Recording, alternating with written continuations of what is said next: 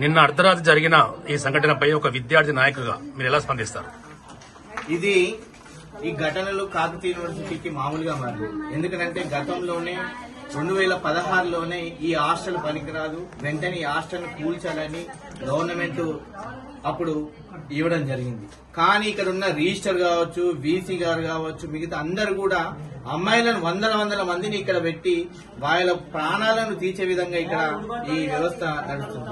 మేము ఏంటంటే గతంలో కూడా విద్యార్థి సంఘాలుగా మేమందరం కూడా స్పందించడం జరిగింది.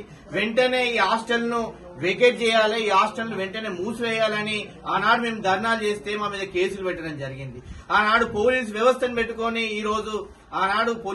పెట్టుకుని మమ్మల్ని అనేకమైన ఇబ్బందులకు గురి చేయడం జరిగింది. ఈ విద్యార్థి సంఘాలుగా మేము అందరం కూడా దీన్ని వ్యతిరేకిస్తున్నాం.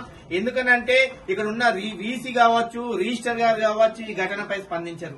మొన్నటికి మొన్న ఒక అమ్మాయి ఆ ఫ్యాన్ పడితే దాదాపు 15-16 కుట్లు పట్టడం జరిగింది. ఆ అమ్మాయిని కనీసం యూనివర్సిటీ అధికారులు కావచ్చు, మిగతా ఎవరు కూడా చూడలేని పరిస్థితులు ఉన్నాయి. ఈ రోజు చూసుకుంటే ఈ అమ్మాయి వాళ్ళ ఇదేంటిది రూమ్ లో ఇలాంటి ఘటన.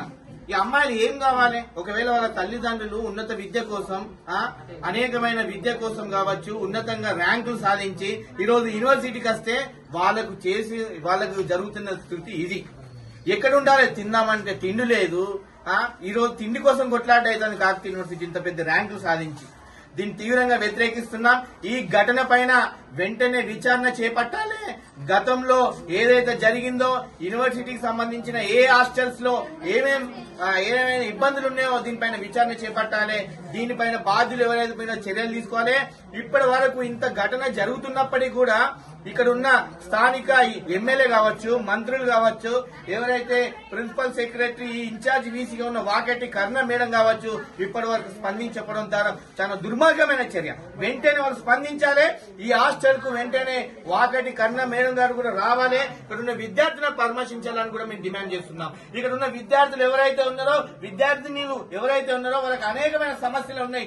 ఆ సమస్యలపై స్పందించాలి, వారితో మాట్లాడాలని కూడా మేము డిమాండ్ చేస్తున్నాం. ఈ రోజు ఇక్కడి నుంచి కొత్త హాస్టల్ ఉన్నప్పటికీ కూడా ఇక్కడ ఉన్న విద్యార్థులను ఇక్కడనే పెడతామని ఈ రోజు రిజిస్టర్ గారు ముఖంగా చేస్తున్నారు. రిజిస్టర్ ఈ బాధ్యతను వహించి వెంటనే రిజిస్టర్ కూడా రాజీనామా చేయాలని కూడా డిమాండ్ చేస్తున్నాం. ఇంత ఘటన జరుగుతున్నప్పటికీ కూడా ఎవరు కూడా అధికారులు స్పందించడం లేదు. ఎందుకు? ఇలాంటి పేద విద్యార్థులు చదువుకునే విద్యాలయం కాబట్టి ఇక్కడ ఉన్న చదువుకుంటారు. ఏదైతే కార్పొరేటర్ విద్యకు అధిక ప్రాధాన్యత ఇస్తున్న ఈ ప్రభుత్వం వెంటనే రేవంత్ రెడ్డి గారు దీనిపై స్పందించాలి. ఈ కాకతీయ యూనివర్సిటీ అధిక నిధులు కేటాయించాలి. అదేవిధంగా నూతన హాస్టల్ నిర్మించాలని కూడా బీఆర్ఎస్ విద్యార్థి భాగం డిమాండ్ చేస్తుంది.